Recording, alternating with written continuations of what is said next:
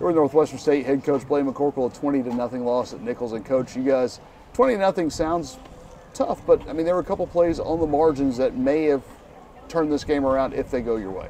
Yeah, there are. That's, Nicholls State, we talked about it all week to our team. They're kind of the standard right now in our league. Since 2018, they've won more conference championships than anybody in the league, and they do it the right way. And they're kind of the model of what we're trying to build our program on. We're going to do it the exact same way that they've done it here, and hopefully do it bigger and better. But even with all that, today was a game with just a few plays. I think we probably dropped 3 or 4 interceptions that could have been some big momentum swings, even though our defense, I thought, played tremendous and with a lot of energy and effort.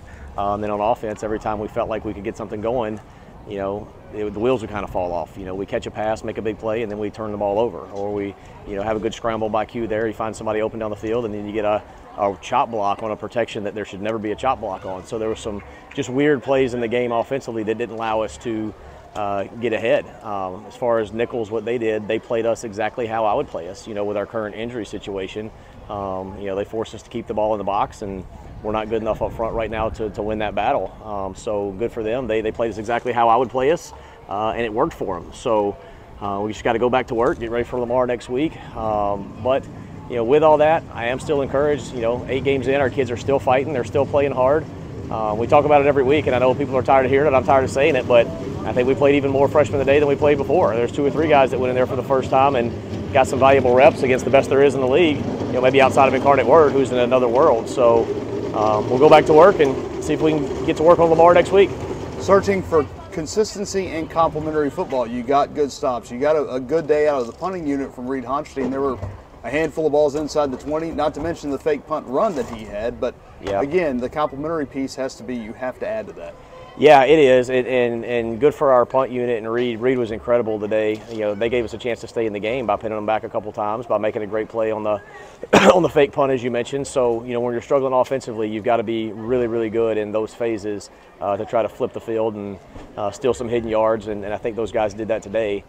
We just got to capitalize on it on offense, and desperately got to get some things fixed and get some bodies healthy there, because we are thin and hurting, and we got to find some answers. Defensively, to stand up against a physical team like that, you're going to need guys to come in and maybe play the best games of the year. Landry Huddleston probably had statistically his best and maybe impactfully his best game of the year.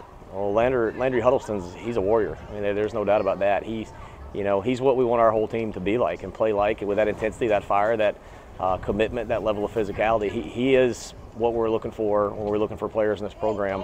And he was on fire today, for sure. But yeah, Nicholls, as you mentioned, is a really, really physical team. They run the ball downhill. Those 2 backs are as good as anybody in our leagues. And we had a lot of new bodies in there trying to stop them, and I'm proud of some of them. Jeremiah Keppert is a redshirt freshman safety, and he's just flying up there, sticking his nose in there, trying to make plays, and I'm awful proud of that.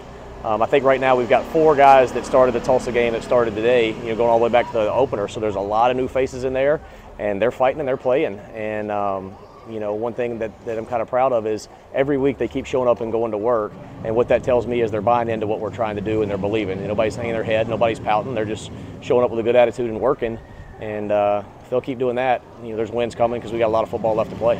Thanks for your time, Coach. Thank you.